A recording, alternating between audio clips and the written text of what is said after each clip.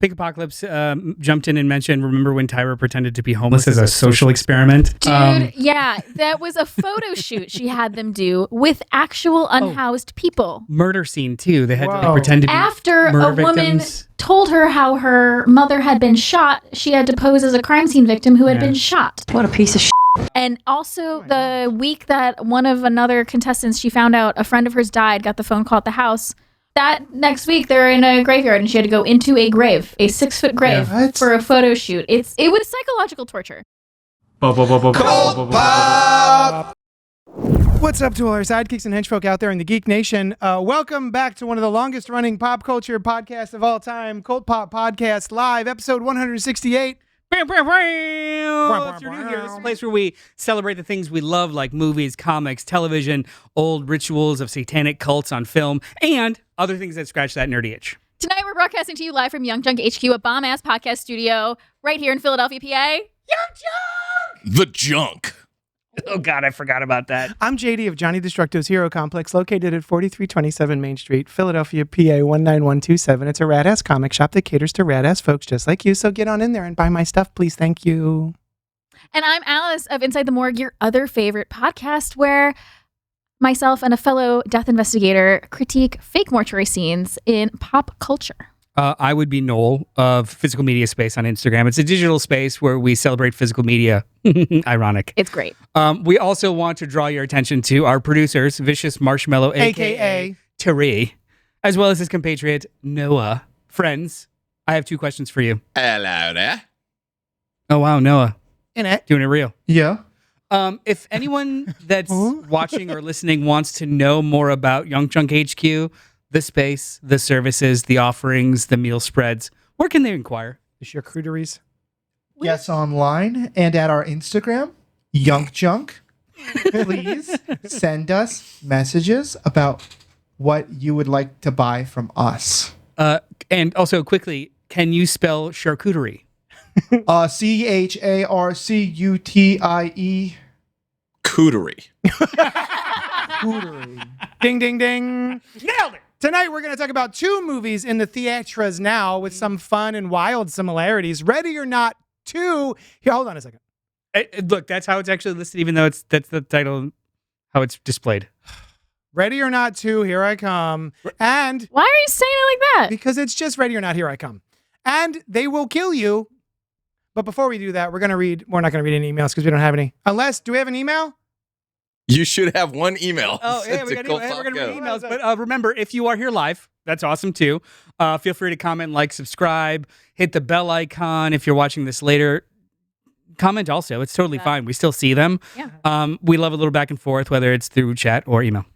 We do have an email. I have a Who's coming on line. our line? Oh, I'm sorry. How can they email us? You can Alice? also send the show emails at cultpopgo@gmail.com, and we'll address them here on the show, just like we're about to do, because We got letters. We we got got lots and lots and lots and lots of letters.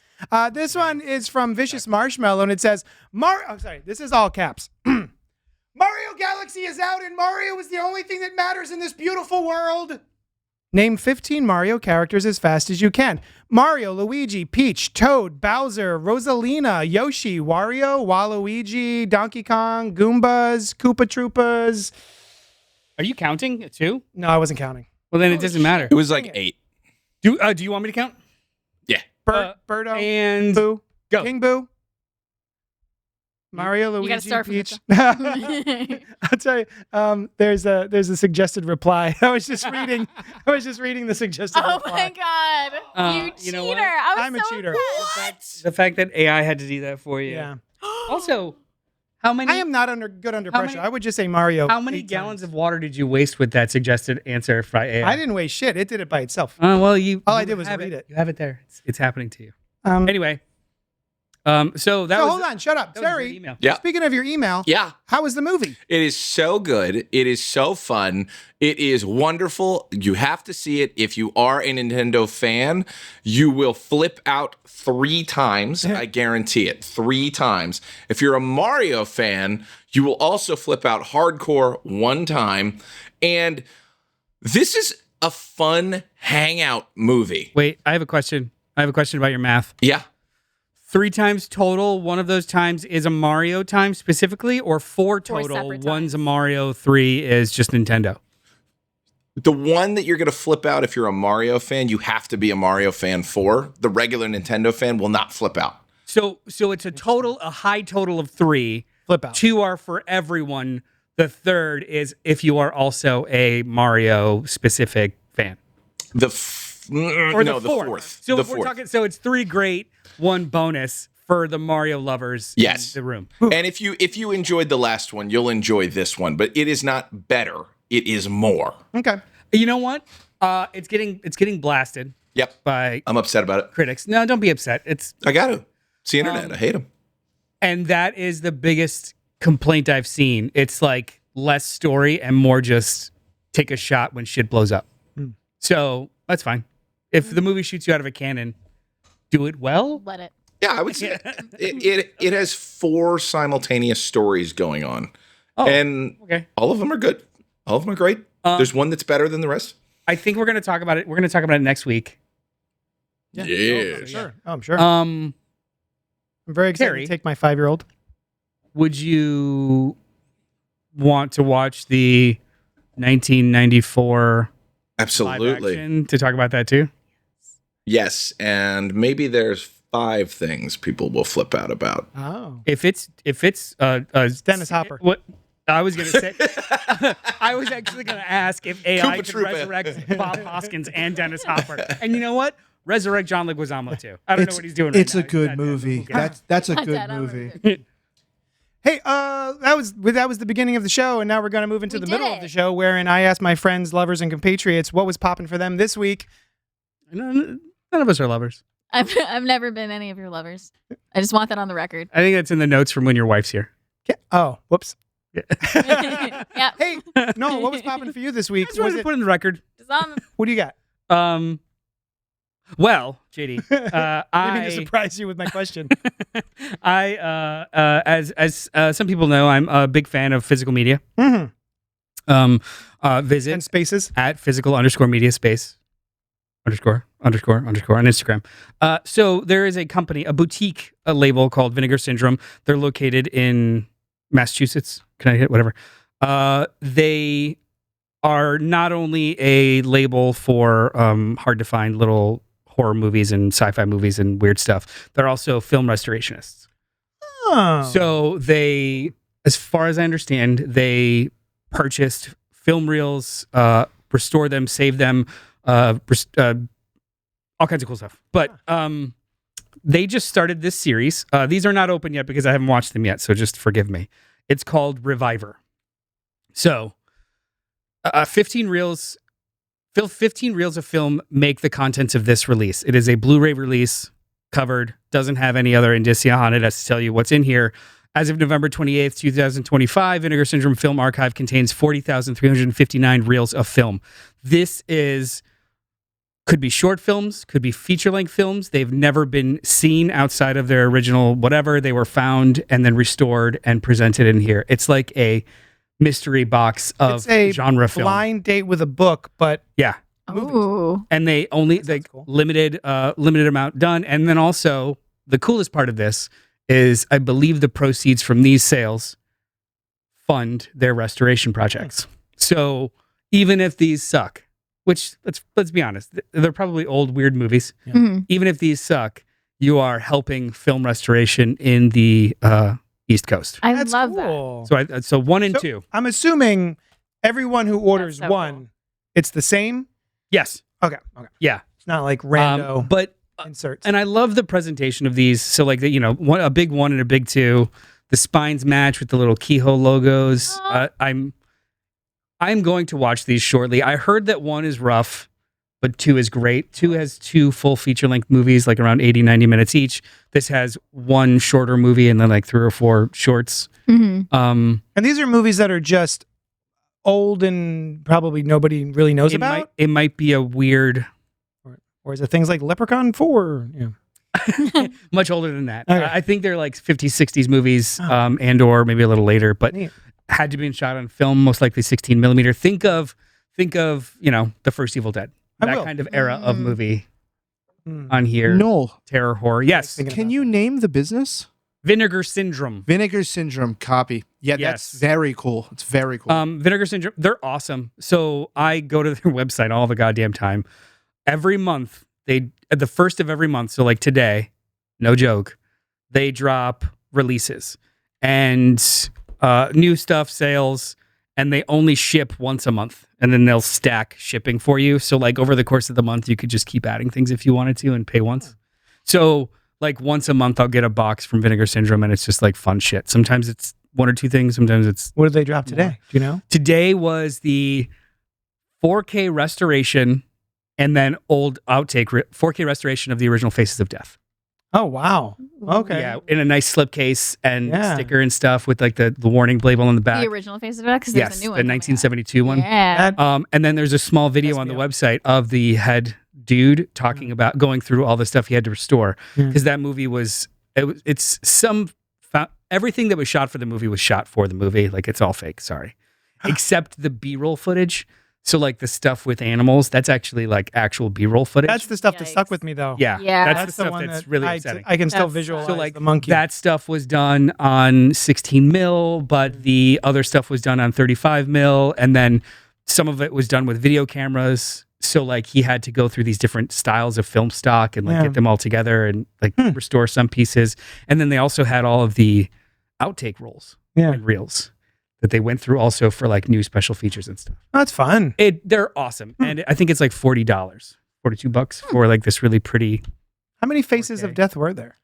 I want to say original, like Yeah. 3. Was it Right? I think so. Yeah. I remember renting it. I think it was like in 9th grade. They were infamous back in the day. Mm-hmm. Yeah, 9th grade at my first girlfriend's house. I watched it.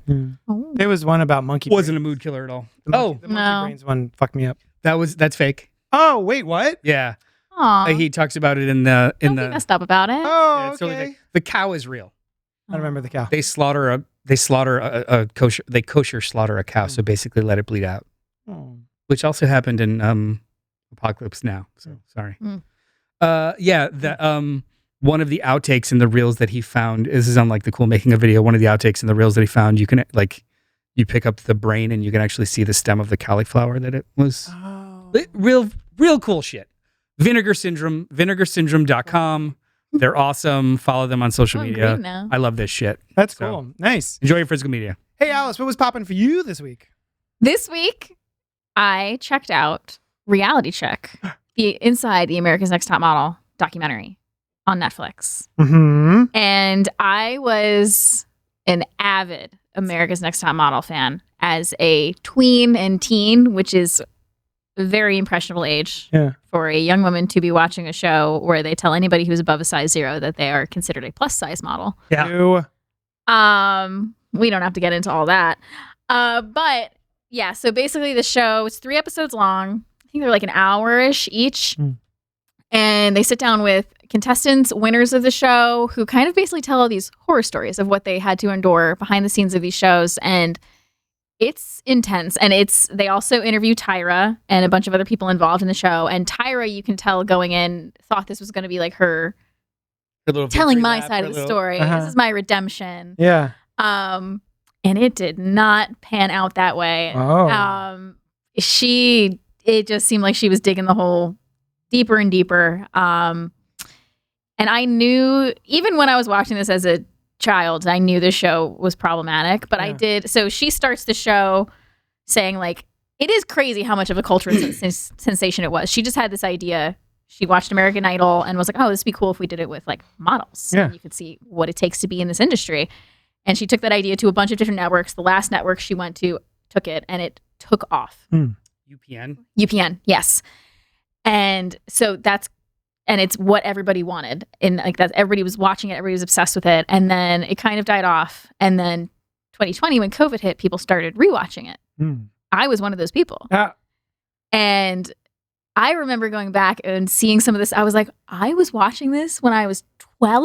Mm. Like insane. And it's Just like with how people treat each other. How people treat each or other what and- specifically. the challenges that the models were asked to do. There's infamously 2 times in 2 different seasons where they had the models change races Yeah. for photo shoots. Yeah. Oh, neat. Yeah. It's It was not. Whoa. It was.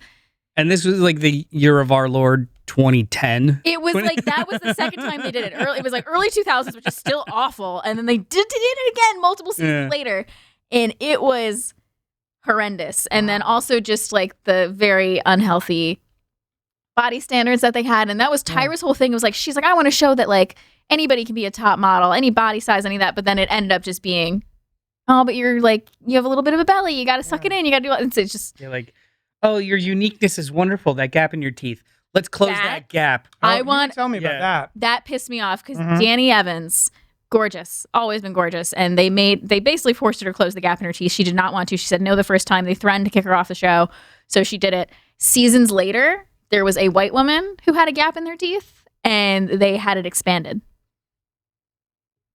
How about no dental work on a reality And show? How about that? Joni- That's a baseline, right? Joni was the same season as Danny. Danny was the winner, and Joni had this crazy. She had crazy dental work done to fix what they called like a snaggletooth, and she said she was so stoked about it because she could never afford that kind of orthodontal work, and they fucked up her teeth. She's like, I still have bite issues. She's like, they just did cosmetic work, and she's like, even that it didn't. But her snaggletooth was cute though. It's crazy because the show was all about like uniqueness, celebrating uniqueness. We watched this also. Sam and I. Yeah, you watched it too. I never watched a single second or a stitch of America's Next Top Model. I watched them until like season 6 or 7. And there's 40 seasons. There's You jumped 24, and she hinted at a 25th season at the end of this. She's like, just wait till you see what we have for cycle 25. Even though they kicked her off of the show. Wow. Eventually, So did you start watching it? No, we watched it like a month ago. Oh, okay. I think I had heard that it's fun, and I like trashy documentaries. Yeah. So Yeah. I gave it a shot. The first 3 episodes it's 4 episodes long, right? Okay. I thought it was 3. 3? I'm sorry. 3. The first 2 we went through really quickly. The second one ends on a bit of a stomach churning Yep. stuff. So we waited like a week to watch the third one. I took a And the break third after one the second didn't one, too. actually redeem anything. It was just like, oh, she's a bitch. These people are assholes. They're awful. And Yeah. Like you're kind of a twat. as much as Sorry about that. Tyra wait, was is that problematic, a super bad word? I don't know. There are worse ones. there are definitely worse ones. I don't think there were other people that were being interviewed in the show, the other hosts, Jay, Miss J, and Nigel Barker, who were like, they weren't maybe not as bad as Tyra, but they were definitely part of the problem, and they're not as much hate as Tyra's getting because it was her baby. I was gonna say like there's with some of the other hosts, there's a sense of we're riding the train and they were riding it so hard and loose that you missed these things in the periphery. Mm-hmm. And then there were times when like Tyra or the producers made like genuine decisions Mm-hmm. that are like, that's fucked up. Yeah.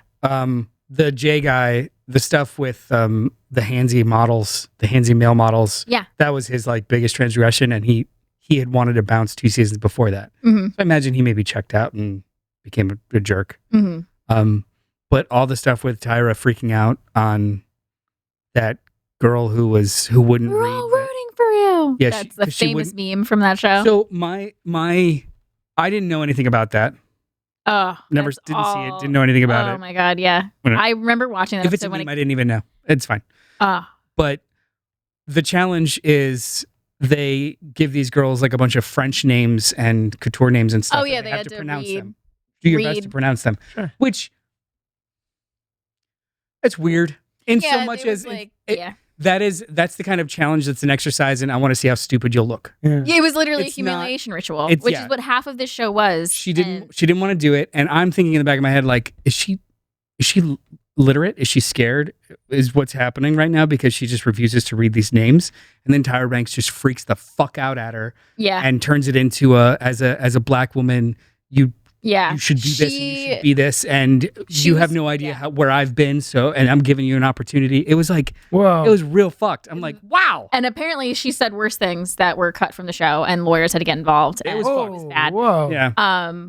And that woman had been on the previous season, was supposed to be on, but had some personal issues, and they like worked with her on her personal issues to bring her back to the show. And so that was what Tyra was claiming what she was mad about, but it was aggressive. And oh my God, there was something else I was going to say about how crazy this show was. I'm sorry, I derailed. It's just fascinating. It's fascinating, and it's just as someone who I've talked about before, how I love reality television and how I watched this and I watched it nostalgically in 2020, and even then I was like, whoa, this is bad. Watching the behind the scenes of how awful all of these women were treated. It's terrible. And we got some action in the chat. Oh, do we? Yeah, Pink. It's okay. I got it here. Well, Pink Apocalypse jumped in and mentioned, remember when Tyra pretended to be homeless as a social experiment? Dude, yeah, that was a photo shoot she had them do with actual unhoused people. Murder scene too. They had to like pretend to be after murder a woman victims. Told her how her mother had been shot. She had to pose as a crime scene victim who had been shot. And also the week that one of another contestants, she found out a friend of hers died, got the phone call at the house. Oh, that next week they're in a graveyard and she had to go into a grave, a 6-foot grave for a photo shoot. It was psychological torture. Awful. And I remember what I was going to say now. A lot of these girls tried to go on to model after this. Yeah. Couldn't use any of the photos in the portfolio because they were just so outlandish and ridiculous. Oh. And just like things that like none of these agencies were looking for. And like they reviewed as just reality stars now, not actual serious models. Like they promised they would. I mean, I feel like the same thing is with American or like what is it? The singing one. American Idol. Thank you. Yeah. There's like out of 30 seasons, there's maybe 3 people you can name that had careers past that wasn't just touring with American Idol All Stars or whatever. Yeah. But anyway, there's more in the chat. Pink Apocalypse says, yeah, she's not good. Carl. Hey, everyone. Hey, Carl. Jeremy, I watched Top Model a lot as a kid with my older sisters. That show was a journey in hindsight. We've got You Didn't Miss Much. I never saw it. Yeah. For reality show garbage, we've only watched Naked and Afraid and Deadliest Catch. I heard those are fun. I've heard those are great. I've watched Naked and Afraid with my mom a few times. Never bothered with C-list celebrity stuff. Some C-list celebrity stuff is, you know what? I don't want to go back and watch the same kind of shows that happened in that era, like Flavor of Love and Rock of Love. I never want to go back. We watched them. I watched them when they were on, and it was like, let's watch these train wrecks. But I don't want to go back Shot because at tequila. I don't want to. She's like a Nazi. She's now. awful. She's a straight up Those Nazi. shows, those shows always hurt my head. My head and my soul. Like I remember when reality TV shows first happened, and it was the first season of the Real World. Oh, Real World. The Real World. I liked that. And then I think me and my friend in college, we like hate watched Temptation Island, where they're like, all of these people are see if they'll cheat on each other with each other. All these peoples have partners. Let's put them on an island where we try to seduce them away from their person and see if we can get them to cheat. And that was it. Only 3 that I ever watched. The first maybe handful of Real Worlds. I think I ended in like the 4th one. I watched the Philly one. I think I watched up to the Vegas one. I didn't even know there was a Philly one. Oh yeah. The first handful of Queer Eyes, because they were just fun. The first handful of Top Chef, because that was like skill based and really Top really Chef cool. was a good one for me too. Yeah. And a couple years ago, Sam and I watched. My wife watched one season of Love Is Blind. I explicitly because they filmed at the place we had our honeymoon. And we literally just wanted to see the play, how they shot the place. So then we ended up getting like marginally invested in these couples. And it's just like, which ones are going to go to our resort? That was it. And then didn't watch anything after that. During the pandemic, Sushan and I did sit and we watched a little bit of the Great British Bake Off. Oh yeah, that's just delightful. Oh yeah, those feel good ones are great. I like that. Yeah, I love those ones. I also love the trashy ones. I've talked about the MTV reality TV shows from the early 2000s, like Next and Room Raiders. I was gonna say, here's my messy room. Date me. Literally.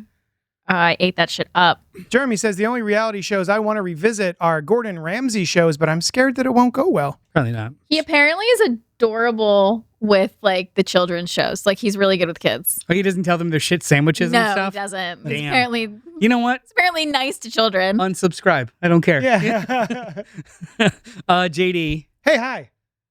Let's move on. No. Okay. What have you been up to this week? Poppin', So my man? this week, there were 2 things that I did. The first one being Ip Man. Say it slower. Yip Man? Yip. IP Man. I always thought it was called IP Man because it's IP How I was gonna say it. space man. I always thought it was IP Man. I'm like, that is a weird name for a movie. Turns out, Yip Man. 2008, directed by Wilson Yip. Oh, really? Oh. No relation, and it's with a Y. Right, but Yip is also pronounced with a Y, apparently. Pronounced, not spelled. Yes. Yeah. Rotten Tomatoes has it at an 86%. During the Japanese invasion of China, a wealthy martial artist is forced to leave his home when his city is occupied. With little means of providing for themselves, Yip Man and the remaining members of the city must find a way to survive. So I never knew anything about this. I know there was Donnie Yen, and it is supposed to be a really good kung fu movie. And I wasn't expecting it to be quite as reality-based as it is. I didn't realize that this was a real person in history who was alive in the late 1800s and then didn't die until in the 1970s. And he is the person who taught Bruce Lee, which I had no idea. It's very, very cool. So this is basically Chinese folks being invaded by Japan and having to deal with that. Sort of having everything stripped away from them and kind of working in not quite a coal mine, but basically just really terrible grunt work. And then there are the main baddie is a Japanese general who is really into martial arts and is really interested in the Chinese martial arts. And so he has people, Chinese folks, fighting Japanese folks in their separate martial arts for bags of rice, for food.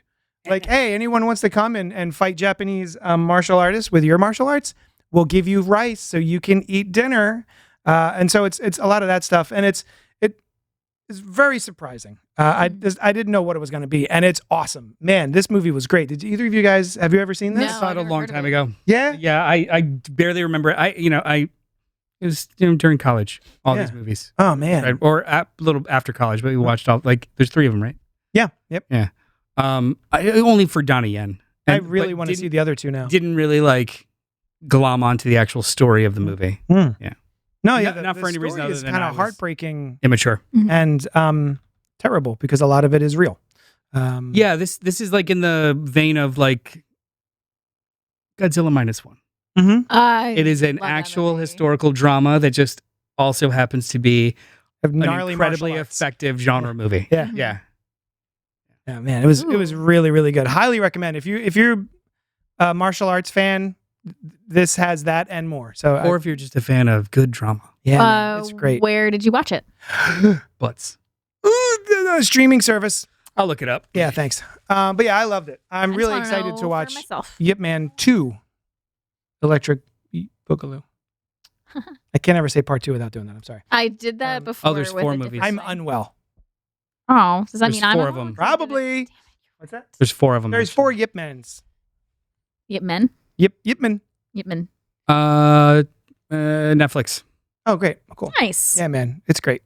Does Wilson Yip do all of them, or is he I don't just know. the one? Why don't you move on? I'll Really well done. Hey, that was popping for us this week. Thank you so much for hanging out with us for that part of the show, which I think went really well. I think we did Let's great. move on to Ready or Not to Here I Come 2026. That's this year. You got your leavings all over the table, Noel. Your Ew. plastic leavings. Written by Guy Busick and Ryan Murphy, directed by Matt Bettinelli Olpin and Tyler Gillette, who you know from As Scream And Ready or Silence. Not. and Ready or Not. Oh yeah, and Ready or Not 1. Starring Scream Samara and Scream Weaving, 6. Catherine Newton, Sarah Michelle Gellar, Sean Hatosi. Wilson Yip does do all 4 movies. Great. And Elijah Wood. Moments after surviving an all-out attack from the Les Dumas family, Grace discovers she's reached the next level of the nightmarish game, and this time with her estranged sister, Faith, Catherine Newton. I pressed a button. Whoopie doopie. At her side, Grace has one chance to survive, keep her sister alive, and claim the high seat of the council that controls the world. 4 rival families are hunting her for the throne, and whoever wins rules it all. Rotten Tomatoes has this movie at a 74%. The Popcornometer is 90%. Metacritic has it at a 59, and CinemaScore has it at a B+.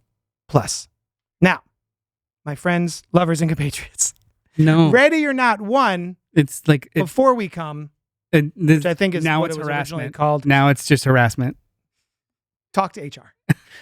What did you guys think of Ready or Not 1? It's trash. Loved it. No, you shut up. I Loved it because it's loved it. great. I loved it. I do love that movie. It's Yeah. wonderful. Fucking loved it. Mm-hmm. Yeah, it's wonderful. It was a surprising movie. So like at that point, I only knew Radio Silence from doing some of the short films in VHS. Oh, all right. They're just a collective. They came up with the same that's kind of right. group as Ty West and Adam Wingard and Simon Barrett. They were doing all of those cool like ABCs of Death and Yeah. VHS and stuff. So it was billed as like this is these guys that did this. I think it was Siren that they did. Oh, that was a good one. I think. Is that the one with the? Yeah, I'd have to double Yeah, check. that was cool. Maybe. But yeah, so I was excited for it, and the less I knew, the better. It was just a really fun movie, and it had a hysterical kind of macabre glee to it Mm-hmm. that is really, really sweet. And fun. Yeah. Yeah. What did you think? You loved it. Say Oh, more. First Ready or Not. I really loved it. And I remember, I didn't see it in theaters, but I remember first watching it at home, and I just love so much about Samara Weaving's performance. Just her screaming Her scream is second to none. primal. Yeah. It's primal. Yeah. Oh my God. It was like the epitome of a horror comedy. Mhm. I love Mhm. that genre. I had so much fun with it. And I remember I didn't have it spoiled for me. So I genuinely didn't know up until the end what was Right. going to happen at Yeah. sunrise. Oh, Yeah. yeah. That was a great genuinely- ending. Genuinely didn't know. None of us did. Yeah. I didn't see it in theaters, so like I could have easily had it spoiled for me, but I genuinely didn't know, Yeah. and was delighted by the end. Yeah. Same. So I was almost here for Halloween this last year, maybe this year. Would have been too soon after canceling a wedding. Oh, there it goes. We're What did tied. happen? We're tied this episode now. Yeah, so good. I loved all of it, and I rewatched it before going to see this on Sunday. I think I watched it twice. Oh, yeah? Sunday. Yeah. Nice. Because I was like, I hadn't watched it since I first seen it, and I was like, oh my God, I gotta watch this movie again. It's so fucking good. Yeah, same. This was such a delightful surprise when I went to go see it the first time, and I don't remember where in the. Okay, so I probably saw The Babysitter first, and I'm trying to remember if when I first saw Ready or Not 1, if I knew Samara Weaving, because Ready or Not, or I'm sorry, Babysitter was awesome. Babysitter's so fun. I really loved that workplace one that she did for Shudder. Mayhem. So good. Yeah, Samara Weaving is one of my all-time favorite. I don't know if she's a scream queen, but I'm going to call her one. She is now. Because she's awesome and she's so fun and she brings such an energy and a sense of fun to every role that she's in. I'm just always happy when she's on screen. Right. And so going into this, the original Ready or Not, I didn't know what to expect, but it is probably one of my all-time favorite horror comedies. It just really rides that line in a very a really good way. It's hard to explain, but yeah, I love Ready or Not. I think it's really, really fun, and it's gross, it's gnarly, It's so it's gross. hilarious. It's got surprises, twists and turns, and also was it Adam Brody's in it? I love Adam that Brody's dude. in it. Like and the he's cast of funny the first and one, just- Andy McDowell. Yeah, awesome. So highly recommend. For Pink and Jeremy, if you have not seen Ready or Not 1, which you haven't, as I'm seeing in the chat, highly recommend Ready or Not. It's such a blast. That's a bold claim To When be you one of my say- Hey, let me favorite- finish. Okay. Do you mean like 10, 5, 3? Because my gears are spinning. It's fucking awesome. But Yeah. how would you? I'm not saying Top give me 10. the rank in top 10. Okay, 10. that makes sense. Top Yeah. 10 for me too. Yeah. I mean, Babysitter's another good one. The first one's really good. Right? I didn't finish the second one. Oh, the second one's fun. Second one's fun. First one's better, but second one's fun. Yeah. But like Happy Death Day, I really like that one. Evil Dead 2. Yeah. Mm-hmm. It's in good company. Yeah. So yeah, I was also very excited for Ready or Not 2. I don't think it needed it. I was very happy that Ready or Not was like a one and done. Mm-hmm. Wash your hands Ends and it be with gone. her cigarette. But when I saw that they were doing a Ready or Not 2, I was like, well, fuck, okay. I'm excited. When I saw they're doing a Ready or Not 2 and Catherine Newton was cast as her sister, I was like, oh, yeah. Yeah? I was in. Where do we know her from? Everything. Lisa Frankenstein. That's right. She was in Abigail. Freaky, Abigail, The Strangers 3. Man 3. Oh, Evil Dead Burn, apparently. Oh. Psycho Killer. Oh, I didn't see that. Oh, no. Oh. Nope, I'm looking at the wrong thing. I was people, like, what? people also search for. No. I'm like, she's in all these movies? No, never mind. Doing a lot this year. My bad. Yeah, Catherine Newton. I know her, but wasn't sure why. Mhm. And I was delighted to see that Sarah Michelle Gellar was in this. Oh, yeah. Yeah. Murderers Row of a cast. And David Cronenberg. Yeah, great cast. Yeah. So, were you excited for Ready or Not 2, or were you like, one was No. enough? No, I wasn't excited. Yeah. It wasn't that one was enough. One was perfect. Yeah. So when they announced they were doing another one, I was like, okay. And then it was the same writers and directors, like, Yeah. okay. Mhm. But I still don't feel like I needed it. Mhm. Like, Yeah. I even agree. though I enjoyed this movie, if they never did it, Mhm. great. Yeah. Mm. You know what I mean? Like the first one didn't leave me wanting more. The first one left me elated. Just before we started recording, Terry, with regard to Super Mario and now Super Mario Galaxy, Mhm. said something like, what was it? Didn't need it, but I'm glad it's there, or something like that. Mhm. Kinda, a little bit like that. Yeah, like I genuinely, I'm trying to think. This is like It's not This is like better, the it's fourth- more of. this is like the fourth slice of pizza Yeah. you wanted before you started eating it, and now I have a stomach ache, but it was a good piece of pizza. Yeah. Like, all right, that's cool. I'm good with it. If they announce a third, I'm out.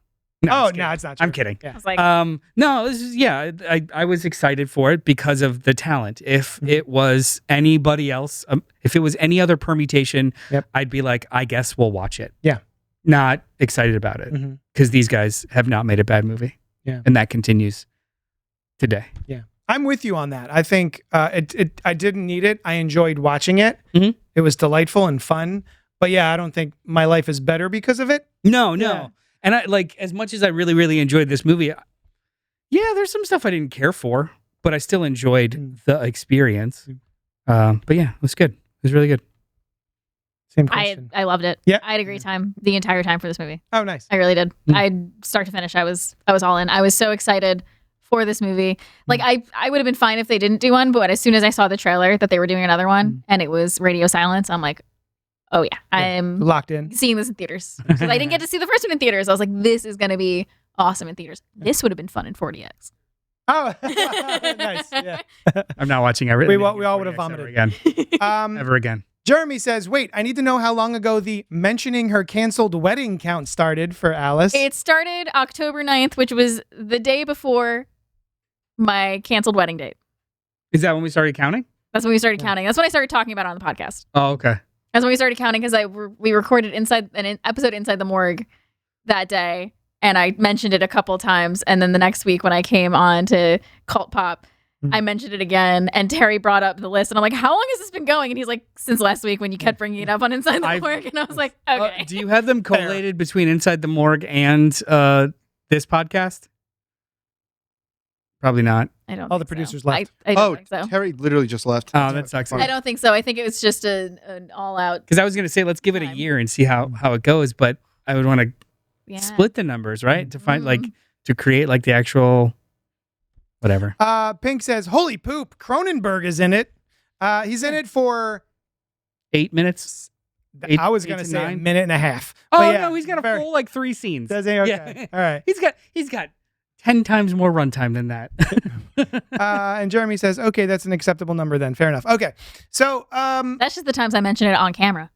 Yeah, this is a really good. I think so. Looking at the Rotten Tomato scores, the first one was about 86%. This one's 74. Mm. I think that's appropriate. Yeah. I think that just Yep. tracked well. Mhm. Like the first one had a level of surprise and glee to it that I genuinely don't think could be replicated. Yeah. Right. We know what we're in for. Yeah. Yeah, that's fair. So Part of the first one was like, is there an actual deal with the devil? That's th- what I'm saying. you can't I was shocked. Yeah. you can't put that genie back in the bottle. Yeah. And I think the first act of this movie is a little shaky because it tries to reestablish the lore, but it does it like very less than smoothly. And I feel like the movie doesn't start until all the families are in a room and Elijah Wood is giving you the rules. And that's 20 minutes in. Like, Are we doing spoilers? Not yet. no, All right. no, it's okay. Okay. I feel like even though the opening shot of the movie is beautiful, like it is a single dolly shot that goes straight into her face and actually follows her through like 4 different Yeah. absolutely wonderful. And this anybody that watched Scream 7, this is what you missed out on. Actual camera work and setting and mise en scene. That was a TV movie compared to how good this looks. Sorry. That's okay. But I think the movie kind of slows down really hard, and I'm just waiting for us to get to the game because the first movie sets up this pace, and this movie starts immediately that second after, but then stops to explain things to you, and it's like, no, let's just fucking go. Yeah. And I really wanted it to start faster, if that makes sense. Yeah. Oh yeah, sure. Yeah. But when it did, I was in. I was fucking in. I didn't mind it because I think if you're watching both back to back, you've got your big climax, and then we kind of settle down a little bit, and then we ramp back up. So it didn't bother me very much. But yeah, I thought it was really fun. I think part of the problem, if there has to be one, is that it's not as fun. It does not feel as fun as the first one. It felt like everyone there was having a blast. And it felt surprising. I don't think there was much of a surprise at all in this one, unless I'm forgetting something. I'm trying to think of a good analogy. So like besides the 4th slice of pizza. Yeah. Like the best college party. Yeah. You get the right amount of drunk, the right amount of people. It's really, really fun. You end up watching the sunrise. You try and do it the next weekend. Yeah. Still fun. Still got drunk. Yeah. Still had a good time. Doesn't hit those highs. Wasn't the Doesn't hit. same magic. Doesn't Yeah. hit. Even though you had all the same ingredients, it just wasn't the same magic because it just was the first versus this continuation. because of that. And that's not fair. There's a but world where it's this true. could have been even better. Like, if we're talking about these guys doing their thing, I think Scream 5 is very good. And then I think Scream 6 tops it. They come back and they do, I think, even I agree. I like a more fun job. So, It's prettier. and better looking. this one I had hoped would, I think, top the first one, which is, I was hoping. it's a thing that could happen. But I think it did well enough. Mhm. Yeah, the things that it chose to escalate, I would have assumed especially after watching Abigail, the things that they chose to escalate versus the things that they chose to kind of like stick with, like, yeah, they all burst. Yeah. Anyone that's seen the first movie knows that I mean, it's in the trailers. people burst, Mhm. which, Yeah. Especially there- if you want people to be like, "Oh, this movie looks kind of fun. Maybe I'll go watch the first one for the first time." yeah, And the sequel trailer spoils the first movie, well, which is, I get it, you can do it, spoils but a like, death. yeah, But anyway, the maybe they could have. Maybe there's other ways that bargains are reneged. Maybe there are like it doesn't seem to escalate in weird ways. It just kind of Does it escalates in again. lore. Yeah. And then by the time it is fun watching things happen, but like Yeah. by then it's just like, all right, Well, so we're doing the same thing again. a little bit. Yeah. And then there's also like, there are moments in here where the joke, we will spoil soon. There's moments where the joke is like, when's it going to happen? Yeah. And then the characters comment on it, which is funny. Yeah. And then they do it 3 more times. And it's like, okay, I mean, Yeah. the second one's not funny. The third one's funny. The fourth one, come on. This is good. No, but yeah, I think what it is Good we're movie. trying to find things to talk about that aren't just like, "Oh, that was really fun." Yeah. Oh, I like It, it. it did really pretty good. fun. It's a pretty good movie. Yeah, support this movie. More yeah. weird shit in theaters. Yeah. Let's get into spoilers. I think we all recommend it. Yes. Yes, 1,000%. recommend. Yes. I'm sorry, 1,000%. 1,000. Go see Ready or Not 2. Here I come. Pink says spoil away. And she also says, what happened to Inside the Morgue? The uploads on Spotify stopped in November. I know. I'm sorry. Jess and I's schedules got not messed up, but the way our schedules work is like we're usually on opposite shifts now, so it's hard to find a time where we can both record. We do miss it. We talk about it. We will be coming back. We're gonna figure it out, but we're on a little bit of a hiatus right now. Go rewatch. Yeah, Go I'm sorry. Spoilers for Ready or Not 2. Here I come. Right meow. What was your favorite part? My favorite part that actually got me cackling was after they spray each other in the eyes, and then we go back to them, and they are just on different sides of the room, swinging blindly at each other. Yeah, the two awesome. brides. Yeah. She comes in wearing a wedding dress Yeah. and fires the bazooka the wrong way. Yep. Yeah. That was awesome. Oh, I forgot about that. That was good too. Yeah. It was such a badass hero moment. Like Fakik. Oh fuck. Yeah.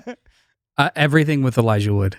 Oh my God, he's delightful. He's the absolute star of this movie. Yeah. Everyone has their role to play, and they're kind of like a stereotype to embody, including Samara Weaving and Catherine Newton. They are established archetypes doing their thing, and then John McClane rules of being able to shake anything off. Mm-hmm. Even Catherine Newton just gets fucking hammered hard, and she's like, okay. Gets the shit beat out of her, and then is dressed up for a wedding. Like 2 scenes. No later. bruises. No bruises. Just a few. Just like a few. Not even Samara's as much. got just like a. She should be missing little teeth. like Yeah. little scratch. Yeah. Anyway, but Elijah Wood was like a revelation. Yeah. He's always great. He's though. always and he makes great, such but fun decisions. there was no makeup, there was no artifice to him. It was just him in a suit. Yeah. And he was having so much fucking fun, and I was having fun watching. Yeah. Just the little stuff too of like he doesn't know all the rules all the time, and just like looks through things and like Oh my God. ducks for He's explosions. having Like- fun watching everyone else react. Right? He is us with a little bit more information. Yeah. I love Because he the is a participant in this, and it's just really, really fun. towards the end. Can she do it? He's like, I don't know. There's actually not a lot of not a lot of verbiage covering There's this. surprisingly very little. There's very little verbiage covering this because nobody's turned down this much power when she like turns down the taking over the world. The other thing that surprised me was I was bummed that Sarah Michelle Gellar bought it. I was really. She ate it. I kind of wanted her to be, but yeah. No, Titus. Buffy, Titus man, becomes a jerk. you can't. She can't go full evil. It No. seems. Yeah. Just evil for good sake. Well, even that little thing at the end, right before she gets it, I was. Do you think she was actually trying to? Yeah. Oh, you thought that was legit? Yeah, I do. Like Okay. it I was. was It was wondering if she- I established. didn't know if she was just playing her. Yeah. No, it was Because like, established. oh, you're going to be the. Go ahead. No, I thought she might have been playing her, not like legit. The relationship between her and her brother was established like 4 or 5 times during the course of the movie, where she either gives weird looks or tries to manipulate him in the less terrible way. Yeah. And then other characters comment on how without her, he would be a fucking monster. Yeah, and there's So the scene that was legitimate. where he's beating the shit out of Faith for no She reason. stops. Yeah. And she stops him, and then he hits her, and that's when she like takes a step back, and she's like, "Oh my God!" And that was like the turning point. Yeah, Yeah. because he's just beating the shit out of this girl for no reason, and she's like, "What the fuck?" Are Yeah, you doing? And they're hunting them for sport, and even she's like, "What the fuck are you doing?" She was Yeah. presented in the movie as the devil you know, Mhm. Yeah, not necessarily just the devil like he would be. Yeah. yeah. And I forgot I didn't rewatch the first one. I just had seen it a couple times, so I didn't bother. Because life. I forgot that there was like a little of a villain in a seat, of the devil in a seat. Oh, Oh, yeah. yeah. Right at Completely the forgot about very that. end, you see Yeah. him. Just totally Yeah. forgot about that. Yeah. Nods at her. Yeah. And you're like, what's up, bud? I had some questions regarding the rules of these games, so we should bring Elijah Wood out so he can explain to me. So I Can we bring out Elijah? Yeah, bring out Elijah, everybody. No. like the I Beacons of Condor? okay, so this family whose name Danforth. The Danforth family is the head. Why do they have to why are they dethroned because the Ladamas has died? So the start inciting the Ready or Not game. Because like how When a game is in motion, Yeah. power does not belong to anyone. Right? Okay. That game didn't complete. It was lost. That means no one has got back. That means everything gets kind of thrown up in the air. When they say the ball is in play, Mm-hmm. when any of the families don't complete one of their rituals or one of their games, everything is in shift, and then you have to kind of reestablish the pecking order. That was my understanding. Okay, because not just per family, 6 families. Okay, in the first one, the dad says, like, when they're all still like unsure if this is real. Yeah. The dad mentions, remember what happened to the blank family? Yeah. I forget what the family's name is. Yeah. And everyone's like, oh yeah, they died in a fire. And he's like, no, that's just what like the news told. Like, was there another one of these games that happened then? And then if so, was it, it's 63? I had that in my notes too. Was that in 63? Because I was like, if that happened, how are they all still unsure if it's real? Because then they all would have participated in this game and seen that it was real. Yeah. Not necessarily.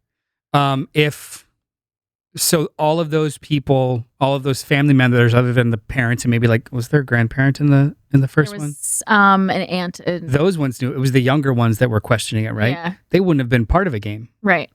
because they would have been like, what, 10, maybe younger than that the last time that they had to, or that somebody married into the family, because the brother wasn't married, right? Brody wasn't married. Brody's married. Yeah. He is married? He's married. Oh, that's right. He's married to the one with the long Charity. black hair, right? Yeah. No, she's like a Bob.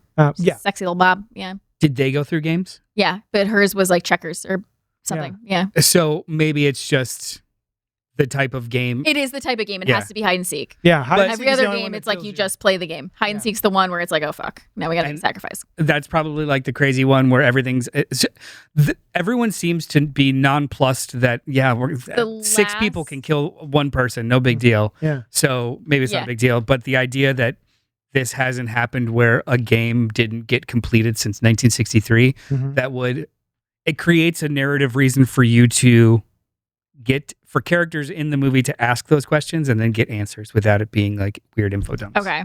Because, the last time that they had played hide and seek in the Ladamas family was Aunt Helene, who we see as an older woman at the game or at the wedding and that ends up the game. But in the beginning, you see Daniel and Alex, the siblings, as kids participating in the hide and seek game, and Daniel hides Alex, who's the groom in the later on in the movie. And it's Aunt Helene's husband that they're hunting. So it was her husband that they had to sacrifice in the first time that this family played Ready or Not. So she knew, she had a feeling that Alex, she's like, Alex reminded me of me. So like, I knew this was going to be his game and blah, blah, blah. And like, so yeah.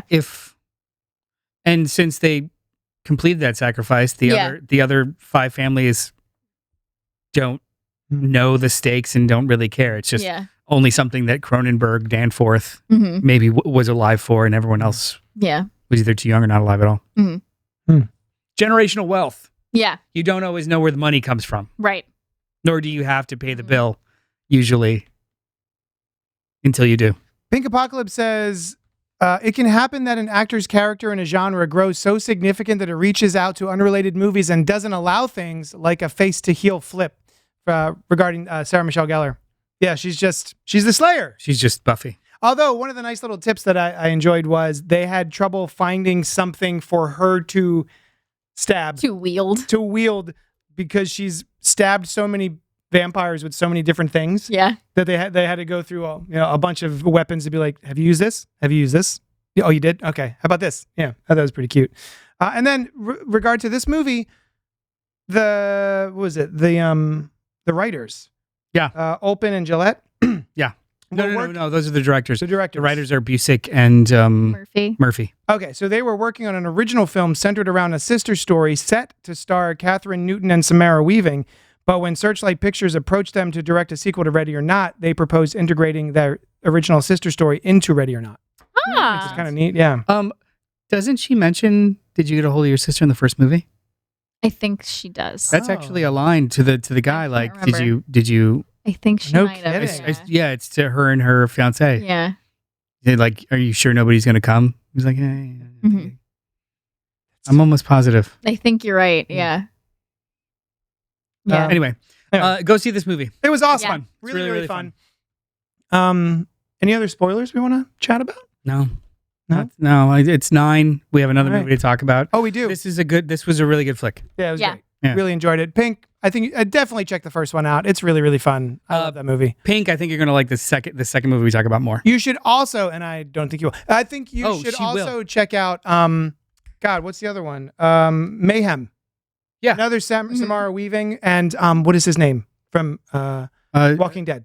Stephen Yeun. Stephen Yeun. So good. Oh, I love him. Yeah, he's great. I actually do think that Pink will probably like They Will Kill You more than Oh, yeah. she will. Great. Mhm. She will. Yeah, so the Not one's other better than the movie other, that we just all like went and people saw this week because Ready or Not came out. We Wasn't went- enough gore for us. Yeah, They Will Kill You, also 2026, written and directed by Kirill Sokolov, starring Zazie Beetz, Miala, Tom Felton, Heather Graham, and Patricia Arquette. A woman answers a cryptic ad for a housekeeping job at a luxurious yet foreboding New York City high-rise. Upon arrival, she discovers residents have vanished without a trace for decades, fueling whispers of a satanic cult lurking in the shadows.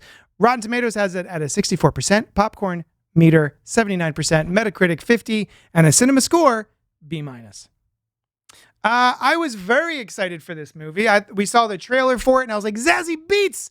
Oh, I love her. That looks great. And we watched the trailer for it, and Sushan was excited for it. And so we actually went and saw it in the theater. And I said it looked a little... They saw it without me, by the way. I think that's important for the story. Cool. Go on. And it... Not in a bad way. Just we didn't get to see it together. Sorry. Mhm. So we went to see it. Yes. And I was very excited about it. And it was down to Sushan was like, I can either go see They Will Kill You or Ready or Not 2. And we saw Zazie Beetz and we thought, let's go support that one. We definitely want to support it because we like her so much. And it seems like something, I think everyone's going to be going to see Ready or Not 2, and maybe not They Will Kill You. But it felt very much similar vibes to Ready or Not. And I really wanted to like this one more than I wound up liking it. And I think it has made me consider the difference between homage and ripoff. And there are things like Quentin Tarantino, and he does Kill Bill, and there are a smattering of styles and homages that he puts in there because he loves certain things and he makes it his own. Mileage may vary for you, but this one felt a little bit too much like, oh, Ready or Not, do that but different. Have a little bit of Kill Bill, do that but different. And I really was excited for this, and I really wanted to like it more than I did. And I respect how far it goes. I think there are certain elements, especially towards the end, where I respect the idea of it, but I'm not sure the execution worked for me. Mostly with things like wire fu and CGI, I think is maybe what it comes down to. And if this was a graphic novel, I think I would have appreciated it more than I don't think it was directed very well. I feel like there was a lot of effort put in, but I don't think all of it pays off. I think it's worth seeing. I think it's fun. It's a good time at the movies, but strange decision to put it out with Ready or Not 2 on the very same weekend. Wasn't. I saw both of those movies were out in the same weekend. No, they weren't. They were both in theaters the same weekend. They didn't come out the same weekend. Okay. Having it side by side with. Sure. Okay. So yeah, you loved it. Take it away. No, I'll go last because Yeah, I had more fun with it than you did. Yeah. We all saw it together. Yeah. I had more fun with it. I liked the practical effects of it. I love Zazie Beetz too. I love seeing Tom Felton. Oh yeah, that was fun. He was fun. Heather Graham, Heather Graham Patricia was Arquette, great. great cast. Yeah, another great horror comedy, I would say. Yeah. There's I think I liked some of the Kill Bill-ish parts. Mhm. And I was actually surprised when you said you weren't like, you're like, oh, it was just like Kill Bill. And I was like, oh, I thought you would have liked that. Mm. But yeah, I liked some of those parts. But I can't really put my finger on why I didn't like love it. But I would watch it again and I would have fun. I would still tell people to go see it, I think. I also get stuck in my craw when certain directors do a technique like speeding up the frame rate, right? It's like we're going to make it look faster than it really was by speeding up the film. That happens a couple times. There's a supposed to be really cool shot of Zazie Beetz and she's holding the machete out like this, and it does this long zoom in and then goes around her. But it just is a great idea, but I just think it was sloppily handled and it just didn't work for me. Stuff like that sort of like keeps it from being great for me. Mm-hmm. I had a different. So I had not heard much about this movie. I had not seen a trailer. I think I'd seen a couple of ads on Instagram of like Zazie Beetz talking about it, like, oh, go see They Will Kill You, and I was like, interesting. I like Zazie Beetz, and then I saw Tom Felton also talking about it. And I was like, oh, okay, I like him too. So I didn't have as much like hype in my head around it, so I feel like my expectations weren't quite as high as yours. Yeah. But yeah, I had fun with it. Yeah. And then when we fun watch, I liked it. And then when we saw, there were like a bunch of I spent the whole movie going, oh, this is from that movie, this is from that movie, this is from that. Same thing when I went and saw the original Joker movie. I was just like, oh, this is from that and this is from that, which kind of disappointed me a little bit. And then when we went and saw Ready or Not 2, after we saw They Will Kill You, I went, oh, and then there's the sister plot line. Cool, which it also had. So yeah, it just felt like a bunch of disparate parts that didn't really feel like a whole to me. I just agree with you guys. So when we were walking out of, I didn't get a chance to go see it with you guys. When we were walking out of Ready or Not, I asked, hey, I might have a chance to go see this on Tuesday. Is it worth it to talk about on the podcast? I'll try and go see it. And you were both like, I said yes, though. I was like, I think Noel's going to like it. We both wound up with yes. You both wound up with yes, but it was a road to get there. And I was like, whoa. Don't say anything else. Yeah. I'll try and go see it. Yeah. So when I got out of the theater, I text both of them this. Did you guys intentionally downplay how fucking awesome this movie is? To which I got, glad you liked it. I was cackling in the theater. I haven't had that much fun since Silent Night. Boots Riley, Sam Raimi, and Quentin Tarantino put in a blender, sprinkle with a dash of Giallo. This is my link, my Letterboxd review. Oh. 3.5 stars. A mixtape of horror subgenres stitched together with a DIY energy that reaches Evil Dead 2 pitches. Whoa. I kind of loved it and looking forward to hunting down the director's previous film, Nice. Why Don't You Just Die? Which is about... I like the name of that movie. Which is about a young man whose girlfriend asks her to kill his dad, who happens to be in the mafia. And it's just one room beating the fuck out of each other kind of craziness. I thought this... Kirill Sokolov. Yeah, Russian. Kirill. Clearly. Cool. Yeah. I thought this was phenomenal. Awesome. I wouldn't call it derivative. I wouldn't call it a ripoff. I do think that it's a DIY stitched together pastiche of horror subgenres. Not horror subgenres. Little tiny specific things that are put together in an original way. And there are things that it's the devil and crazy The Raid style levels. But there's stuff that the trailers do not spoil that were genuine fun surprises during the movie. There was maybe 10 other people in the theater with me, all respectful, all laughing, all dialed in. Nice. It was great. I think that this was great. And I'm a little surprised that you guys didn't have as much fun as I did. And I do wonder if you were sitting next to me and I was cackling, if you would have had a better time.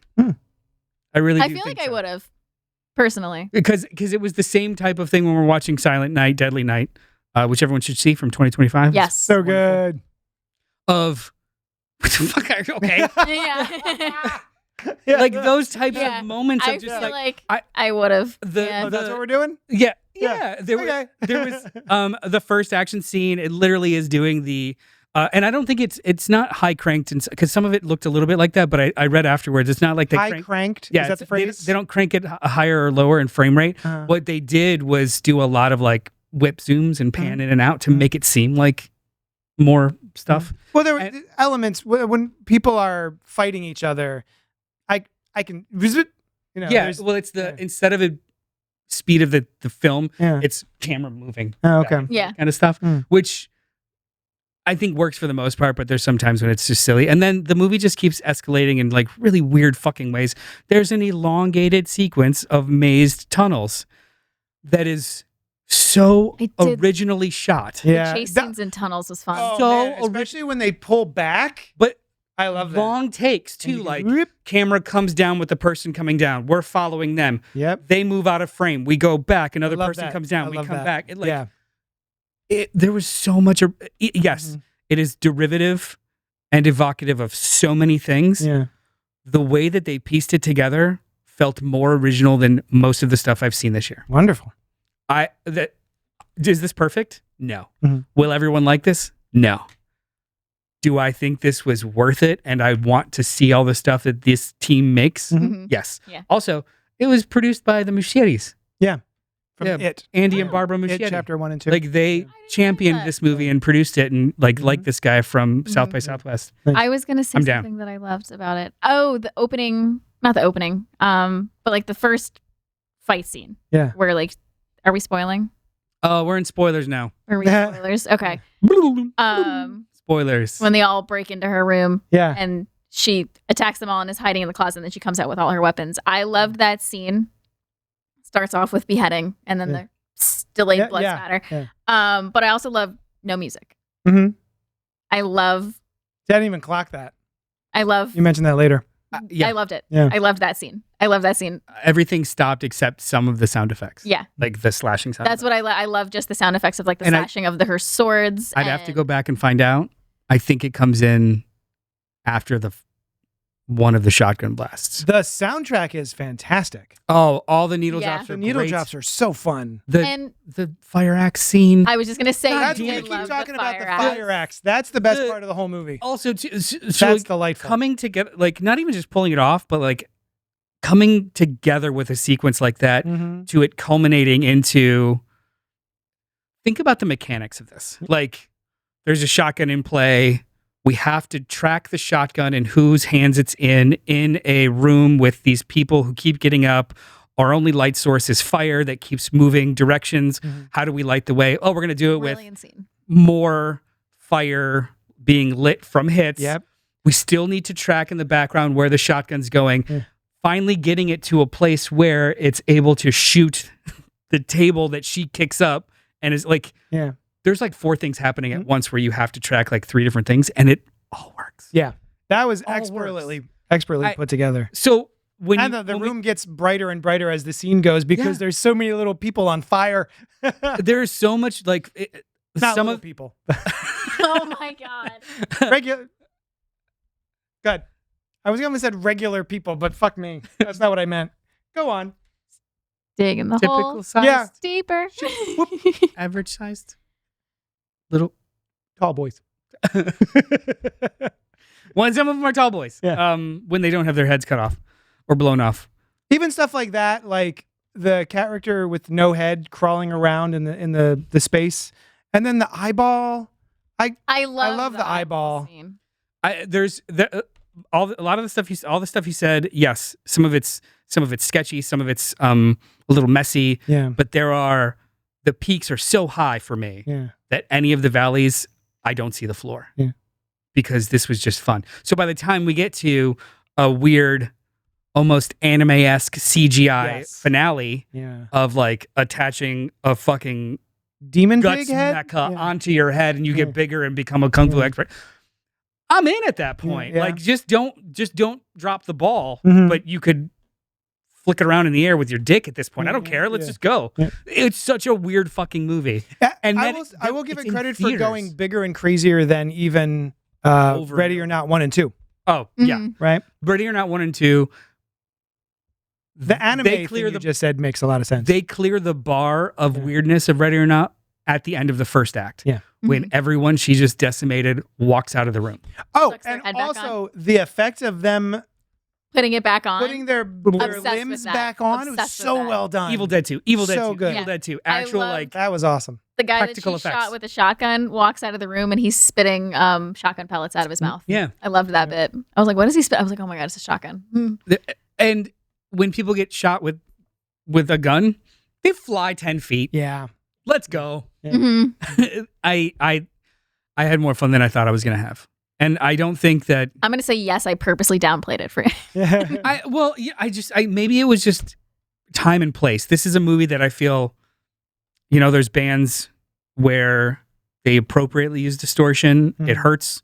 They use it properly. It works. Yeah. But also that's if you're in the mood to hear distortion or not, and that's the kind of music you want to play. Mm-hmm. This is a weird movie that you just got to be Yeah. ready for, Mm-hmm. I think.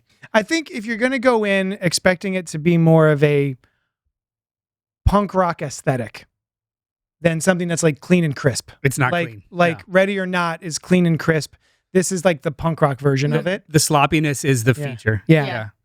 And Which is something that I think I'm coming to terms with while we talk.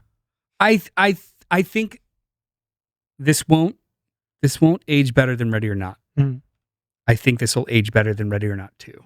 Mm. I think or this will age as well as a Ready or Not, where it's like, I had no idea what I was in for. That was fucking wild. Yeah. I do think that this is going to be a movie where, not unlike Sorry to Bother You, a movie that just comes out of nowhere and very few people see it, but whoever gets it. Who doesn't is like, that was fucking weird. Bonkers. But 10 years later is like, did you not see Sorry to Bother You? Did you not see They Will Kill You? Yeah. Who's Zazie Beetz? Like, have you not fucking seen They Will Kill You? Yeah. Excuse you? She commanded every stitch of screen that But she's always good. I love Yeah. watching She's always Zazie good, but Beetz. I've never seen her like this. Yeah. I've never seen her action, just bloody command action star. everything, right? Because even the stuff that she did in Deadpool was just, look how effortlessly I am. Mhm. She was in it. Yeah. Like, I thought this was cool. It was fine. It was decent, solid. Yeah. It was okay. See, I think we all Maybe wind go. up in the same spot, Yeah, right? We're all like, it was worth it. it was Yeah. absolutely worth it. Yeah. I would say go see. Yeah, I think I would watch this again. Okay, here we go. Do they go see Ready or Not 2, or do No, they don't go do see this. They Will Kill You? They Will Kill You. I think that probably needs more support than Ready or Not. Yeah. That's the whole reason we even were like, Yeah. oh, we should definitely go support this. Whether you like one or the other more, I Mhm. think swings like They Will Kill You Mhm.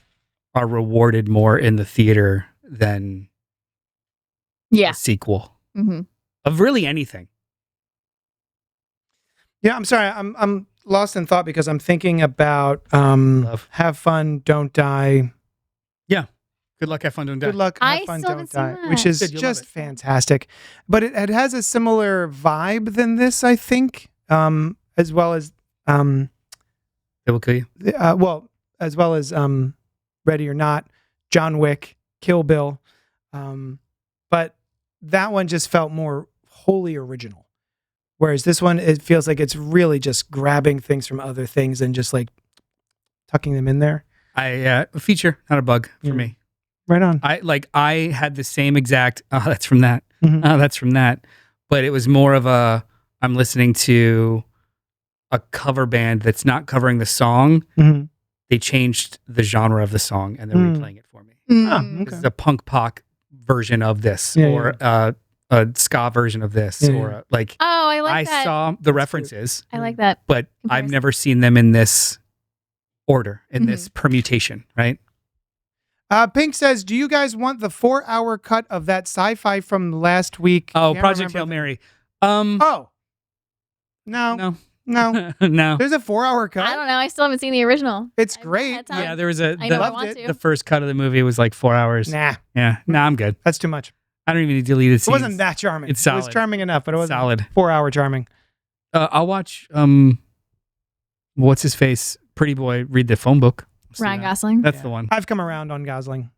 And It's welcome good. to the club. Yeah, Dude, yeah. We've It's been been here. a long, Been slow here. We've climb been for here. Been me. here. We've been here with our feet up, just waiting for you to knock on the door. Poppy's here. Yeah. Let him I told in. you he'd make it. Yeah. I had to run uphill Yeah. against myself. Against myself. All right. Well, thank you so much for hanging out with us. Pink in the chat, everyone else in the chat, thank you so much. We love that you're here hanging out with us. Go see one of these movies because they're both delightful and fun. Yeah.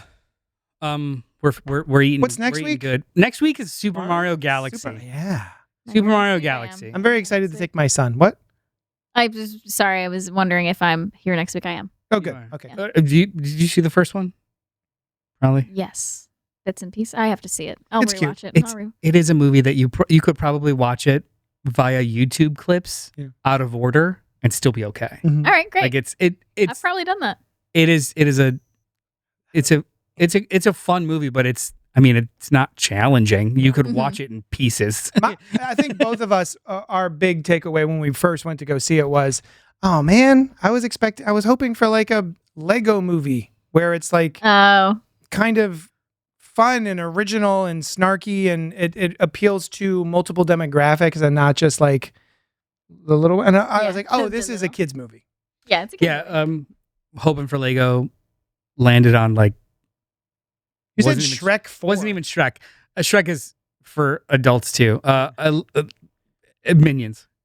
Wow, not that bad. Not that bad. Well, Not the that first. bad. Everyone loves the Minions, so like the first Minions. I love Oh, it. okay. Yeah, so like I wanted Lego Movie, Yeah. and I got Minions, Okay. and was like, it's appealing. There's good jokes. That's fun. I should just like expect less. Oh, it's wonderful. Yeah. Watching it 1,000 Animation's- times with my son Oh, so, yeah, really brought it around for me. you're just Stockholm syndrome. Yeah. Yeah. There's things to like. Yeah. All right. Thank you so much for hanging out with us, and we'll see you next week. Same bad time, same bad channel. Bye. Mwah. CultPOP.